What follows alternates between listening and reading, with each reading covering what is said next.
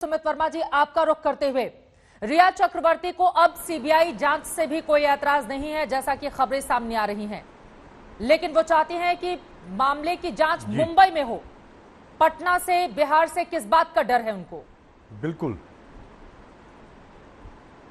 जी, कानूनन ये जुरिडिक्शन जो है वो मुंबई की अदालतों की ही बनती है सीआरपीसी के हिसाब से। और जहां तक मेरा मानना है, किसी को भी एतराज नहीं है मुंबई कोर्ट्स की जुरिडिक्शन पे। सवाल केवल ये हो रहा था, जो झगड़ा था वो ये कि मुंबई पुलिस इन्वेस्टिगेट करे या पटना पुलिस इन्वेस्टिगेट करे। जो मुद्दा अब सुप्रीम कोर्ट, जिसमें सर्वोच्च न्यायालय निर्णय देगा कि जुरिडिक्शन किसकी बनती थी, किंतु अब क्योंकि ना सिर्फ मृतक के पिता ने ये मांग की है कि सीबीआई को ट्रांसफर कर दी जाए मुंबई की प्रोब, रिया जो याचिका करता है उसने भी सुप्रीम कोर्ट में ये एफिडेविट हलफनामा देकर ये साफ स्पष्ट रूप में कहा है कि उसे कोई एतराज नहीं है कि अगर सीबीआई को इन्वेस्टिगेशन ट्रांसफर हो जाए, बशर्ते मुंबई कोर्ट की जुरिडिक्शन बरकरार रहे।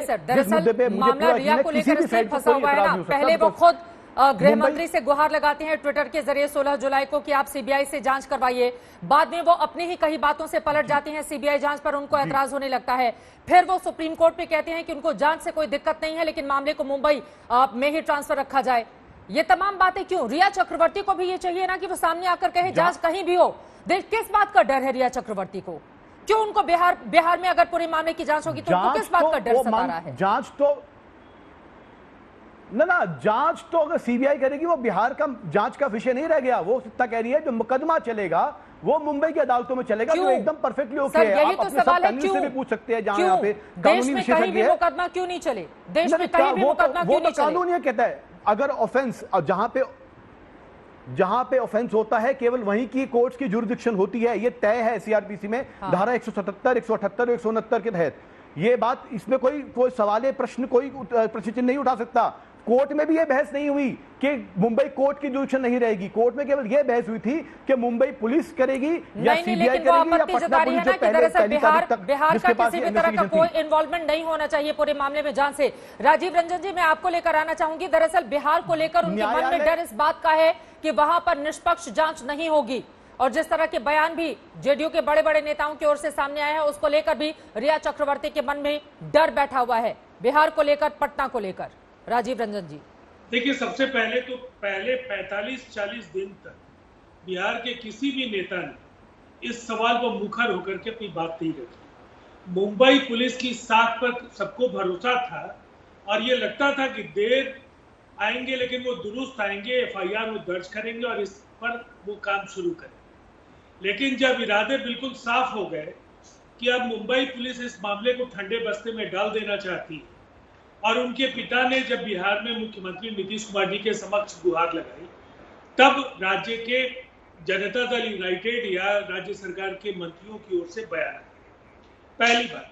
दूसरी बात है कि मुंबई पुलिस की जो भूमिका है उस पर अब सवाल तो पूरी दुनिया उठा रही है। ये रिया चक्रवर्ती के सिवाय किसी को भी मुंबई पुलिस के कार्यप्रणाली पर भरोसा नहीं। जहां तक अदालत और जुरिडिक्शन का सवाल है तो ऑनरेबल सुप्रीम कोर्ट को फैसला लेने दीजिए, जो भी फैसला होगा उसके साथ हम होंगे। लेकिन मैं एक बात जरूर सुमित जी को कहूंगा, तीस्ता तलवाड़ का मामला हो या जम्मू में एक बालिका की यौन देखिए, अब फिर आप न जाने कहां चले गए। राजीव रंजन जी, दरअसल आरोप आप लोगों के ऊपर ये भी लग रहे हैं ना कि बिहार में चुनाव है। ये प्रश्न पहले बिहार में चुनाव है तो तमाम मुद्दों को दरकिनार रखो। इस मुद्दे को लेकर आपके ही नेता इतनी एग्रेसिव तरीके से आगे बढ़े कि बाकी तमाम दूसरे मुद्दों पर चर्चा ना हो। इस वजह से आप लोग भी इस मामले को बिहार में ही गर्म रखना चाहते हैं। आप लोग भी नहीं चाहते कि पूरे मामले में निष्पक्ष जांच हो।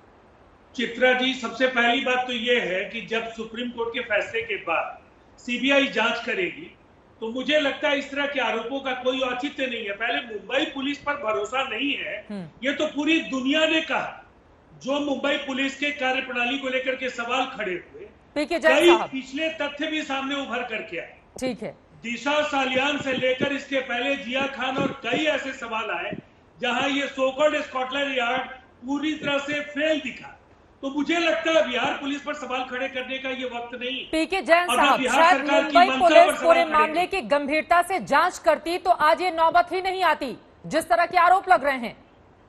मुंबई पुलिस सवालों के घेरे में है, वो निष्पक्ष, हालांकि सीबीआई और ईडी भी पूरे मामले की जांच कर रहे हैं, लेकिन अगर मुंबई पुलिस ने इस मामले में गंभीरता दिखाई होती तो शायद बिहार का इतना ज्यादा इन्वॉल्वमेंट नहीं होता। हालांकि एफआईआर तो पटना में ही दर्ज कराई गई है ना, फिर किस बात का एतराज है? देखिए, दो चीजें हैं चित्रा जी। एक तो मुंबई पुलिस की जांच किस दिशा में गई और क्या उन्होंने किया, ये अभी तक किसी व्यक्ति को भी मालूम नहीं है। आपके पैनल पे जितने लोग हैं उनको मालूम नहीं, इंक्लूडिंग मी, और दूसरे चैनल्स पे जितने लोग बोलते हैं उनमें से भी किसी को मालूम नहीं कि मुंबई पुलिस ने क्या जांच की है।